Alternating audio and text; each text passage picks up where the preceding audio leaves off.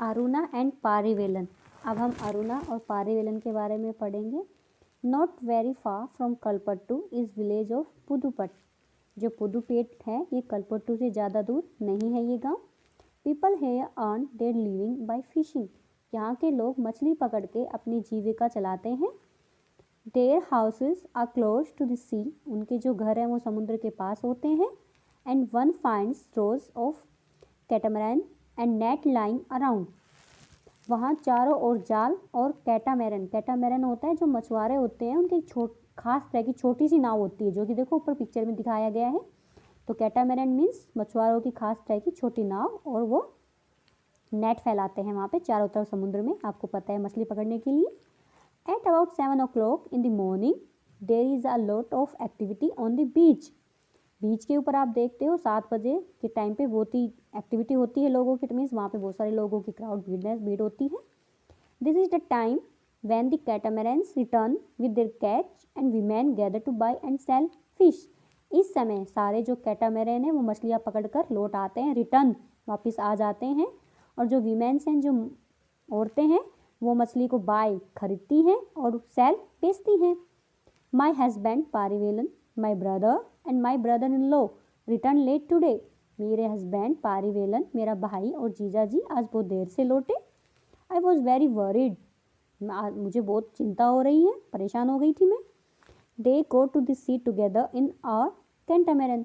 आज वो हमारे कैंटामैरन में टुगेदर इकट्ठे ही समुद्र में जाते हैं। They said they were caught in a storm. उन्होंने बताया कि आज वे तूफान में फंस गए थे, स्टॉर्म तूफान में फंस गए थे। I have kept aside some fish for the family. उनमें से कुछ फिश मैंने अपनी फैमिली के साइड में रख दी कि अब ये मेरी फैमिली के लिए है। I will auction the rest. Auction होता है नीलामी, और बाकी की मैं नीलामी कर दूंगी। The money I get from the auction will be divided into 4 shares. और जो मनी मिलेगी ऑक्शन मछलियों की नीलामी से, वो डिवाइड हो जाएगी 4 हिस्सों में। 1 इज फॉर ईच पर्सन। 4 लोग थे, पारिवेलन, ठीक है, और पारिवेलन की जो पत्नी है अरुणा, उसके भाई और उसके ब्रदर इन लॉ, इतनी 4 लोग हैं, ठीक है। इन 4 लोगों में डिवाइड हो जाती है वो। वो went fishing and the 4th one is for the equipment. Each person को मिलती है जो फिशिंग के लिए जाते हैं, इट मीन्स 3 लोग फिशिंग के लिए गए थे, और 4th हिस्सा उसको मिलता है जिसके इक्विपमेंट, जिसके साधन होते हैं, जिसका नेट होता है, जिसकी कैंटामैरन होती है, तो 4th हिस्सा उसके लिए होता है। सिंस वी ऑन द कैटामैरन, तो ये कैटामैरन अरुणा और पारिवेलन का है, उनका इंजन है और उनका नेट है, तो we get that share too. तो जो चौथा हिस्सा है वो भी अरुणा और पारिवेलन को मिल जाता है। We have taken a loan from a bank. हमने बैंक से लोन लिया। एंड परचेड एन इंजन, और उस बैंक से लोन लेने के बाद हमने एक इंजन परचेज किया, खरीदा। Which is fix on the catamaran, जो कि कैटामैरन में फिक्स किया गया है। कैटामैरन इट मीन्स मछुआरों की एक छोटी नाव, उसमें वो इंजन लगाया। क्यों? Now they can go far into the C.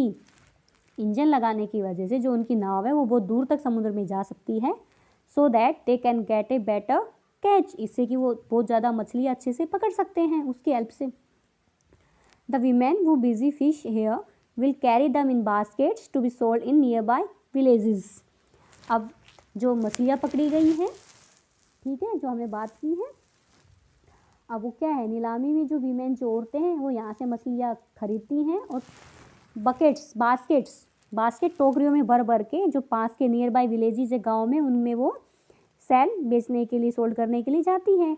Then there are others like traders who buy for the shops in the towns. वहाँ पे कुछ ट्रेडर्स ऐसे भी होते हैं जो टाउन, शहर की दुकानों के लिए मछलियाँ खरीदते हैं।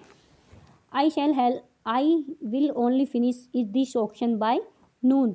मैं दोपहर 12 बजे तक जो ऑक्शन नीलामी का काम है वो कर लेती हूँ, निपटा लेती हूँ।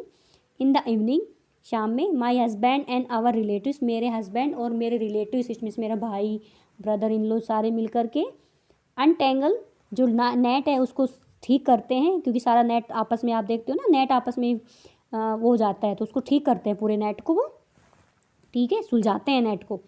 एंड रिपेयर आवर नेट, और उस नेट को रिपेयर करते हैं, उनकी मरम्मत करते हैं।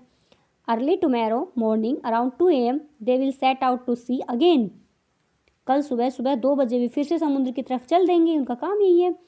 एवरी ईयर, प्रत्येक साल, for at least about 4 months during the monsoon, जो मानसून का टाइम आता है तो मानसून के समय में 4 महीने कम से कम, they can not go to the sea, वो समुद्र में नहीं जाते, बिकॉज क्यों this is when the fish breed, ये वो टाइम होता है जो मछलियाँ ग्रो अप करती हैं, उनका ग्रो अप करने का टाइम होता है ये, दैट्स वाई वो मानसून के टाइम पे समुद्र में नहीं जाते।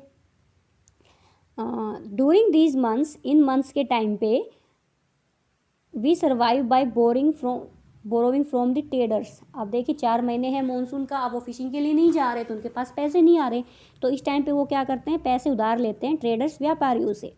Because of this later on we are force to sell the fish to that trader, और इसीलिए उनको इस बात पर उनको फोर्सफुली, इट मीन्स वो उनके ऊपर प्रेशर पड़ता है कि जब वो मछलियाँ बेचेंगे तो उन्हीं को, इट मीन्स मजबूरी में आकर उन्हें उसी व्यापारी को मछली बेचनी पड़ती है जिससे उन्होंने लोन लिया है।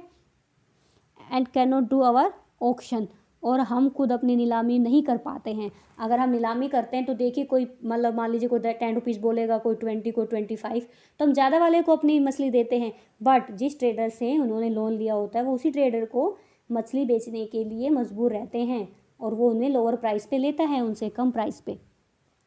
The lean months are the most difficult, और ये लीन मंथ जो खाली महीने हैं वो उनके लिए बहुत ही मुश्किल भरे होते हैं। Last year we suffered a lot because of the tsunami, पिछले साल सुनामी के कारण इन्हें बहुत बड़ा नुकसान हुआ। इट मीन्स अरुणा और पारिवेलन कह रही हैं कि हमें बहुत बड़ा नुकसान हुआ। रूरल लाइवलीहुड्स में हम देखेंगे, people in rural areas earn their living in various ways, जो गाँव के लोग हैं वो अलग अलग तरीक़ों से पैसे कमाते हैं। सम वर्क ऑन फार्म्स, कुछ लोग फार्म के ऊपर काम करते हैं, खेती बाड़ी का काम करते हैं। While others earn their living on non form farm activities, जबकि दूसरे हैं वो अन्य काम करके अपनी आजीविका चलाते हैं।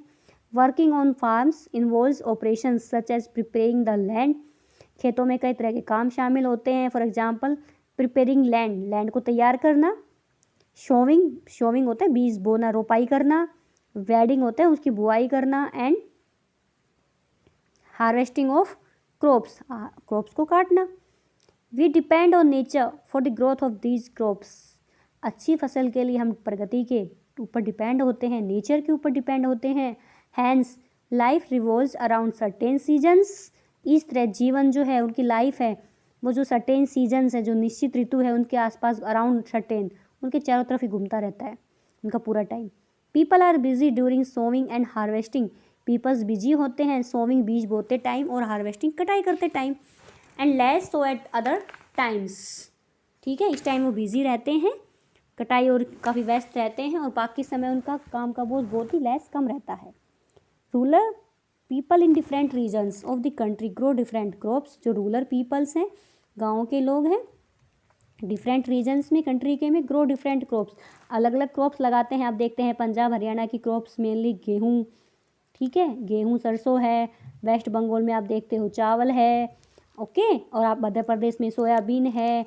महाराष्ट्र में उस टाइम कॉटन ज़्यादा लगाई जाती है। तो अलग अलग इलाकों में अलग अलग क्रॉप्स होती हैं according to soil, okay, according to climate, okay. अब हम आगे देखेंगे। However we do define similarities in their life situations and in problem that they face, हम सिमिलरिटीज़ पाते हैं उनकी लाइफ में, ठीक है, उनकी प्रॉब्लम्स में, सिचुएशंस में। How people are able to survive और अर्न विल डिपेंड, हम देखते हैं कि हाउ पीपल आर एबल, कि लोग कैसे एबल हैं सर्वाइव करने में, और earn will depend upon the land they cultivate, कि कैसे वो अपनी लाइफ को चलाते हैं, कैसे कल्टिवेट करते हैं, कैसे अलग अलग तरह की फसलें लगाते हैं, ओके, ये हम सब देखते हैं। सिमिलरिटीज़ देखते हैं उनमें क्या क्या समानताएं पाई जाती हैं उनकी प्रॉब्लम्स में, उनकी सिचुएशंस में, और वो कैसे अपनी लाइफ को सर्वाइव करते हैं, कितना कमा पाते हैं, इस बात पर डिपेंड करता है। Many depend on these lands for work as labourers, कि वो ज़मीन को कैसे लेबर के रूप में, मजदूरों के रूप में निर्भर है कई लोग उस ज़मीन पर। Most of farmers grow crops both for their own requirements and also to sell in the markets, कई फार्मर्स ऐसे होते हैं, ज़्यादातर किसान अपनी नीड्स को पूरा करने और बाज़ार में बेचने के लिए क्रॉप्स को ग्रो करते हैं, उगाते हैं। Some have to sell to traders from whom they have borrowed money, कुछ किसानों को अपनी फसल उन ट्रेडर्स को बेचनी पड़ती है जिनसे वो बोरो मनी, पैसा उधार लेते हैं, ठीक है ना। For their survival, many families need to borrow money for their work or when no work is available. अपनी लाइफ चलाने के लिए कई फैमिलीज़ को वर्क काम के लिए उधार लेना पड़ता है, या फिर तब लेना पड़ता है जब उनके पास कोई काम नहीं होता, या तो उनको कोई काम करना होता है तब वो उधार लेंगे सीड्स वगैरह लेने के लिए, फर्टिलाइजर्स खरीदने के लिए, या फिर बिल्कुल काम नहीं होता तब वो अपनी लाइफ चलाने के लिए उधार लेते हैं. There are some families in rural areas which thrive on large acres of lands, business and other activities. ग्रामीण क्षेत्रों में कुछ फैमिलीज ऐसी भी हैं जिनके पास बहुत ज़्यादा ज़मीन है, व्यापार है और अन्य भी वो काम उनके अच्छे हैं. फॉर एग्जांपल रामलिंगम को हमने पढ़ा, लैंड भी है, शॉप भी है, राइस मिल भी है, तो ऐसे फार्मर्स भी हैं.